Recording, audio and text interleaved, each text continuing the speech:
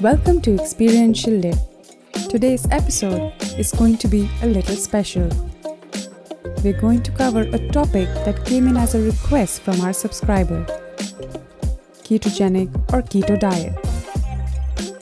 We will take a look at what is ketogenic diet, how it works, and compare with other diets out there. Before I start, this episode isn't a recommendation to follow any diet or a substitute for advice from your physician. The following is simply our documentation of what we perceive and educate people to make informed decisions. It's just fascinating to see how human body adapts to changes. So make sure you're comfortable for this one, and let's learn a thing or two.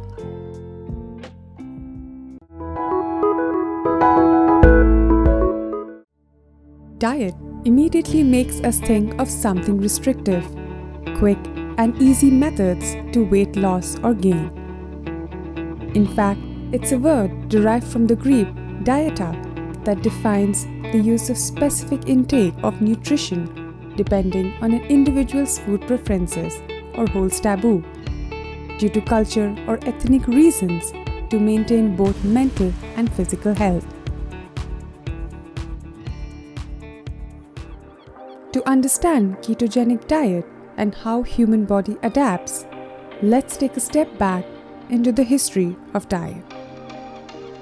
Meet George Cheney, who himself was tremendously overweight and one of the first recorded dietitians who publicly recommended diet, citing his own weight loss journey.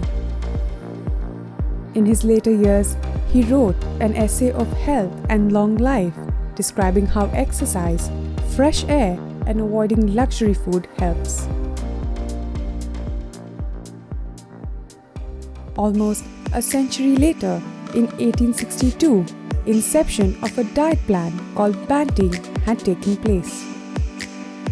William Banting, addressing to the public, wrote a booklet called Letter on Corpulence, charting out the diet plan, which consisted of 4 meals per day, consisting of meat, greens, fruits, and dry wine, negating sugar, sweet foods, starch, beer, milk, and butter. Banting's pamphlet is so popular that it is still used as a model for modern diets.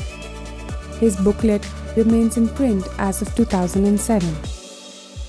Today, it is estimated that over 1,000 weight loss diets are available, subcategorized under types of diet like high to low calories, fat, proteins, detox, fad, liquid, vegetarian, and fasting.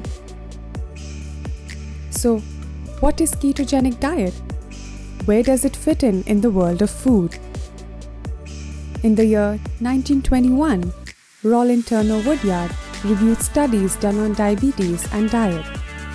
He found liver in healthy human bodies when starved produced 3 water-soluble molecules: beta-hydroxybutyrate, acetoacetate, and acetone together, called as ketone bodies, used in the brain to convert molecules into fatty acid, used as energy.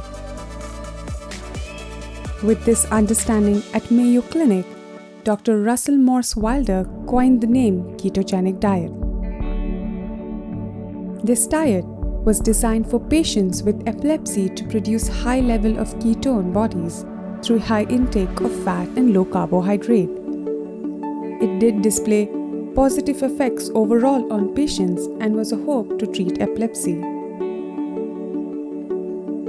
Specific diet was formulated for children with a success rate of 95%, which included improving control and few patients becoming seizure-free.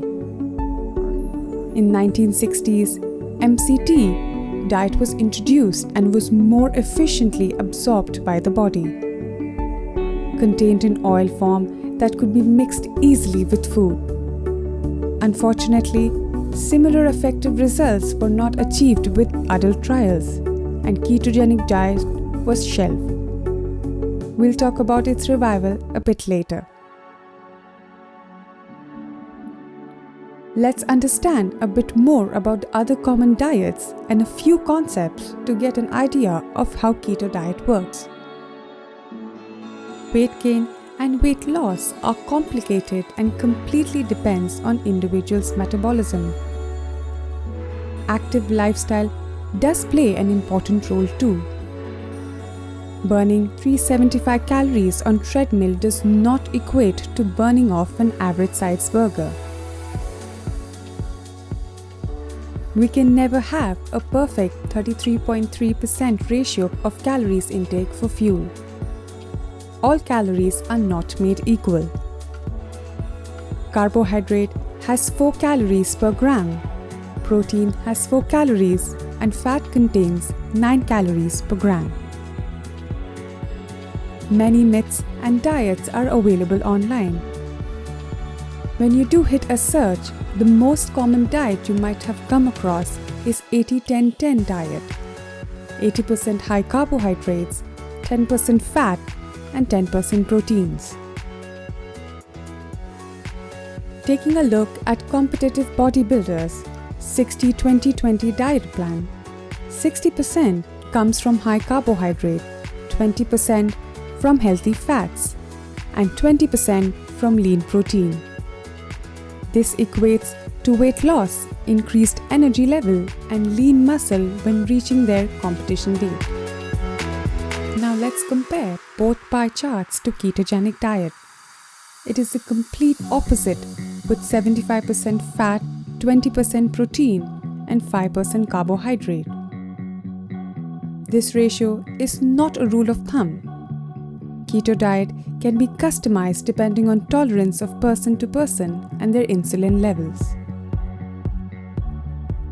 Most of you might be thinking by now, so much more fat. We have been accustomed to reduce fat in our daily intakes. Calorie focus is what got us into trouble with low-fat diet. Keto diet functions differently than other diets and forces your body to use fat as its main energy supply instead of glucose, a process called ketosis.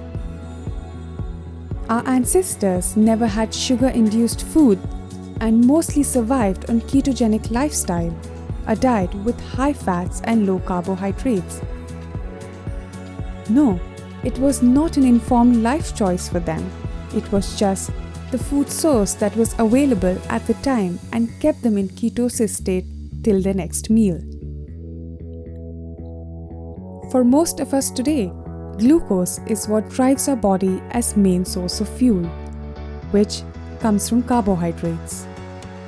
Body will burn available glucose first and then move on to nutritional ketosis. Usually, ketosis kicks in after 3 to 4 days with low carbohydrates per day. Our body can adapt to both. Imagine a car engine which can run on both gas and diesel. Similarly, our body can use both, neither is right or wrong. Ketone levels can be measured in blood, urine, and breath. They are generally in the range between 0.5 to 3 millimolar. What are the benefits surrounding the keto diet? Firstly, it accounts for weight loss and helps you keep muscle, using stored fat when insulin levels are kept low. Fat keeps the body's fuel levels satisfied and causes less hunger. Studies have shown it lowers your risk of heart diseases. It can also help people with type 2 diabetes, insulin resistance, and with metabolic syndrome. Who might be a good candidate to ketosis diet? Anyone with poor relationship with food or disordered eating patterns, elite athletes, anyone looking for weight loss, and also patients with type 2 diabetes could benefit more readily from keto diet. Reduction in carbohydrates and overall weight loss on keto means your body requires less insulin, which in turn helps stabilize blood glucose levels. Experts stress that this diet is not advised for pregnant or breastfeeding women. End of the day, keto diet does not work for everyone. There are side effects related to it depending on each individual, not only limited to excessive thirst, frequent urination, and confusion. Keto diet re-emerged in spotlight with the movie First Do No Harm, in which a young boy's epilepsy is successfully treated by using ketogenic diet. This made keto diet popular and was also touted to treat a variety of disorders other than epilepsy in national media. What of its future? Today, ketogenic diet market size is booming with international presence and is available in over more than 45 countries. It keeps on trending and also has turned into a profitable business model with sales over $16.5 million. With ketone meters per unit costing over $60 and its strips starting at $3 to $4 each. Restaurants are providing meals based on keto diet and people looking for quick weight loss flocking to it. Promoted by celebrities and touted on social media as an antidote to various ailments. According to the Insight, it is estimated to grow 5.5% annually and to reach $15.6 billion by 2027. Google Trend reflects the word keto searched worldwide and its search growth from 2014 to present day. I am sure this will not be the end of ketogenic diet and human relationship with it. And we certainly do not recommend keto diet or any forms of diet. You are in control of your body and choices. That's it for this episode. Thanks for watching. Do let me know your take on keto diet. If you have been on one and seen improvements in your lifestyle or have any reservation towards it, comment below. Are you looking for more or curious about our other videos? I'll leave the links in the description for you. You might find it interesting. You've been watching Experiential Lit. Until next time, this is Noreen signing off.